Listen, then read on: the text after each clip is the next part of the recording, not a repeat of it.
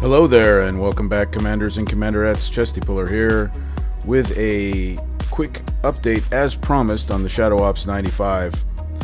The first time I did it, due to some lag, I ended up with a tiny bit of repair on my Audra. I don't even use my Audra in this new way that I do it, and this time I did not have very much lag. So this can be done with free repair. I did leave the base here one time to go repair my technicals, essentially, but it's still what I consider to be free repair. The first thing I concentrated on was getting rid of the two VK Valiants. I don't know what they call them. They all have different names for the VK units, the Kixeye units, but I call those VK Valiants, so that you know what I'm talking about. I take care of those first. Those can do the most damage. Those buggies don't really do too much, and just stay out of the rocket fire of the VK Hellfire. Nightmare. They can do some damage as well if the rockets land directly on you. I bring Jericho in, and then I try to draw out this VK tank.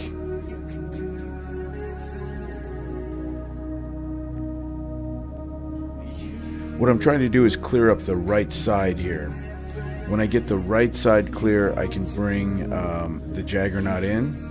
So that's still my philosophy for this base, is to take care of the right side first. And I do clear out a couple of things on the left side, and later I'll take out that other VK Warhorse type vehicle. And then here I'm using Furies and Bone Saws, and it seems to work pretty good. Sometimes I get in and out of here without taking any damage at all, because my Furies wingman will protect even my Bone Saws. But this time I took a little bit of damage, nothing much.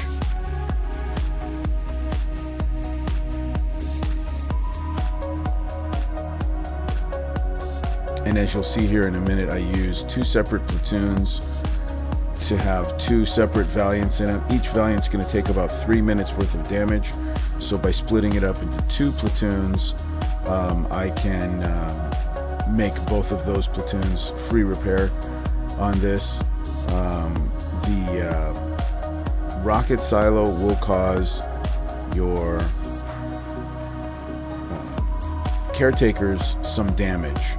And so I'm trying to avoid anything but free repair damage on the caretakers. So I'm going to use two Valiants here to avoid my caretakers taking the damage from that rocket silo. Once they get their shots off, I retreat them. To save time, I already had the other one there ready to go. And once he gets his shots off, the two shots, one from each of the Valiants, should destroy the rocket silo. And then here, it's just careful placement of the Jaggernaut projectile.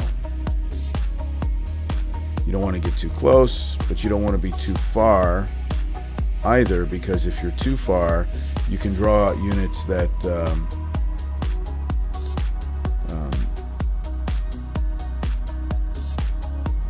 that you should have killed. If you get too close, you can draw them out before you can kill them. So it's careful placement.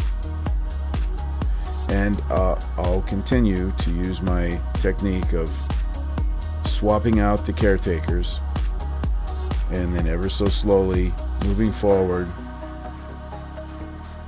Can you imagine trying to do these bases without a Jaggernaut?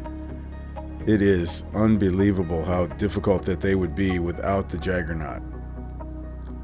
So if your Jaggernaut is not up to speed yet,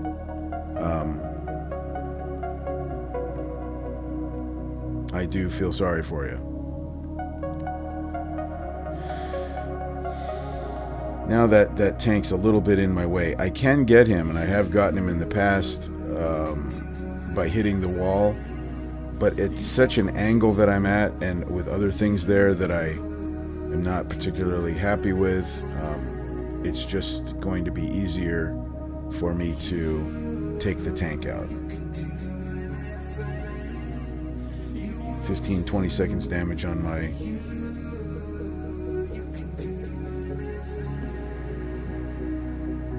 Jackal, trying to draw this guy out.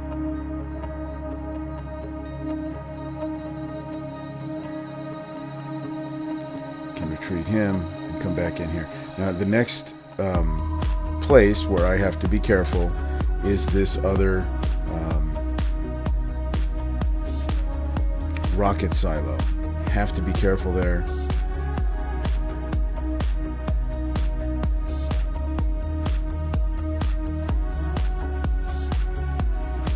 I might be able to turn here. I just don't want to take the chance of turning there. I'm so close to that railgun.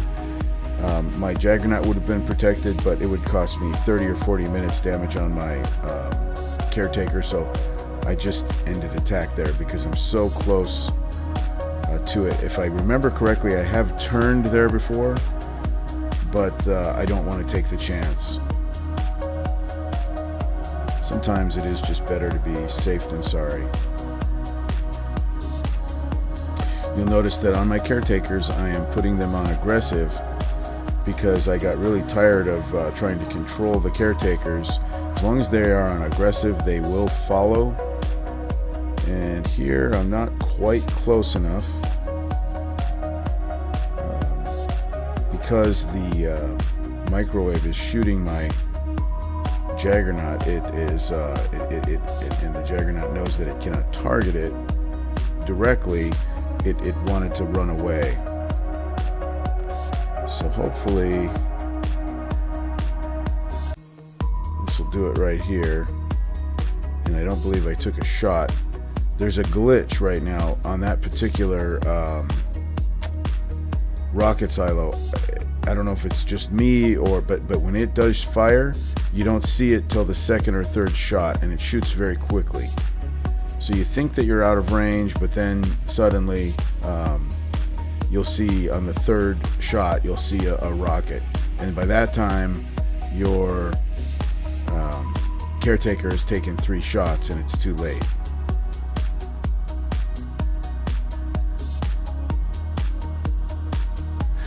You can see once you get the right side cleared, how this 95 falls quite easily and without much damage at all.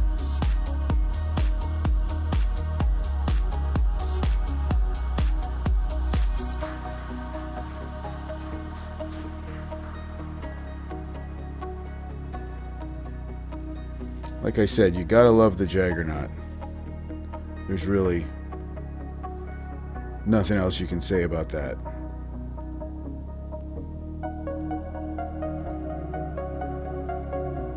I remember when the Jaggernaut first came out and it had such low range, I thought it was a piece of junk, so I actually didn't start upgrading it yet.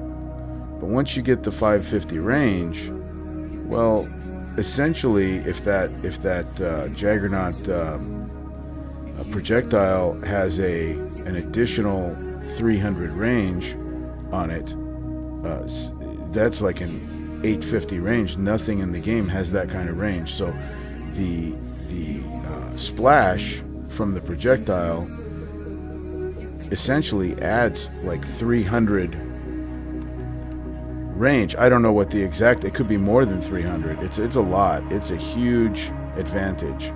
It could be less, it could be 200 or 150 or whatever, but whatever you add to 550 in that splash is a big bonus.